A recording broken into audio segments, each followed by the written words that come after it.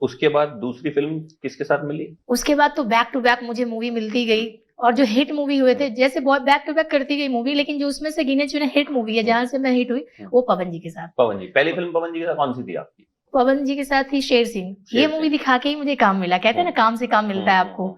तो ये सरकाइलो खटिया जारा लगे जो मूवी मैंने की थी कल्लू जी के साथ, तो मेरा परफॉर्मेंस बहुत अच्छा था। मेरे गाने, मेरे डांस, मेरे कॉस्ट्यूम, मेरे बॉडी लैंग्वेज सबको बहुत पसंद आया, बहुत ज्यादा पसंद आया। तो उस मूवी से मुझे ये काम मिला। मेरे पास एक दिन कॉल आया कि हमारे पास आपके लिए एक अच्छा है कैरेक्टर है, ऐसा ऐसा है, उसमें बबली का कैरेक्टर है, चुलबुली कैरेक्टर एक लड़की है उसमें, पवन जी है उसमें।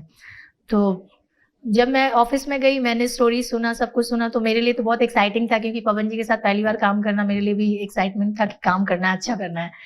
तो फिर मैंने रेडी हाँ कर दिया। उसके बाद फिर उस पर हम लोगों ने बहुत काम किया उस स्क्रिप्ट पे। जैसे भोजपुरी मोस्टली लोग टाइम नहीं देना चाहते, सब एक्सपर्ट है यहाँ पे, अपने आप को सब समझते हैं कि हाँ मतलब जो है पैसे कमाने हैं, काम करने हैं, मतलब इतने बिजी बताएंगे अपने आप को। और जैसे हम बात करें साउथ इंडस्ट्री की, तो लोग एक एक स्क्रिप्ट पे, हिंदी वाले भी टाइम देते हैं, उसको डीपली उस पर सर्च करते हैं। जैसे संजय जी है, संजय लीला भंसाली हो गए, बड़े बड़े जितने भी लोग हैं, वो लोग एक एक साल, दो दो साल स्क्रिप्ट पे काम करते हैं, डीपली उसमें घुस जाते हैं, उसको सर्च करते हैं उस पर। भोजपुरी में मोस्टली मैं देखती हूँ रेडीमेड आर्टिस्ट चाहिए, आपको डांस आना चाहिए, आपको एक्टिंग आनी चाहिए और एक्शन आना चाहिए, और कॉल आएगा तुरंत आज ये शूट करना है। तो मतलब ऐसे मोस्टली टाइम नहीं देते हैं, क्योंकि ये प्रॉब्लम हीरो लोगों का भी है। जितने भी हीरो हैं या जितने भी हीरोइंस हैं, उन लोगों को शो करना है, सिंगिंग करनी है, सारे बहुत सारे लोड लेके बैठे हैं। तो अकेले सिंगल सिर्फ मूवी नहीं कर रहे हैं वो लोग, शो भी करना है, सिंगिंग भी करनी है, एल्बम भी करना है, सारी चीज कर लेना है एक ही बार में। तो मूवी का क्या है, अभी मार्केट देखा जाए, आप लोग देख ही रहेंगे, भोजपुरी का ग्राफ काफी गिर गया है पहले से, ऊपर नहीं जा रहा है। उसका रीजन क्या है? रीजन यही है कि आप उसको टाइम नहीं दे रहे हो, प्रॉपर स्क्रिप्ट पे आप काम नहीं कर रहे हो, सिर्फ पैसे छापने पे लगे हो, पैसे कमाने पे लगे हो। तो पैसे कमा लो भाई।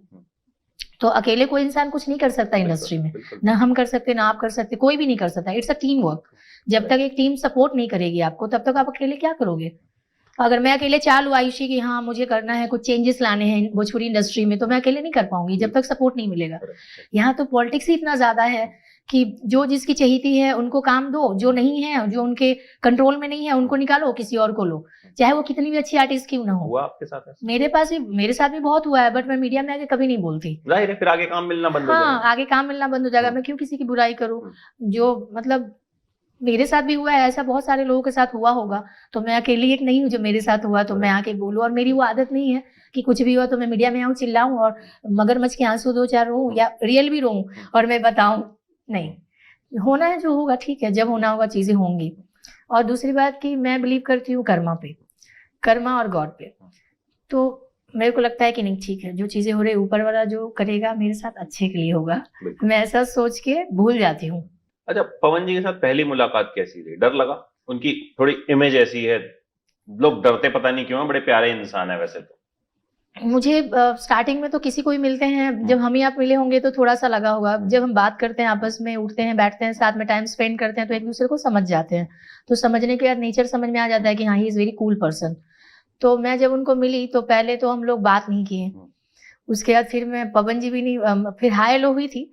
उसके बाद जब हम मतलब डायरेक्ट सेट पे मिले तो हमारी जो सॉन्ग हुई थी मेरे मरद महोदय जी, बहुत ही हिट सॉन्ग रहा है शेर सिंह का। तो हम लोग डायरेक्ट सेट पे मिले।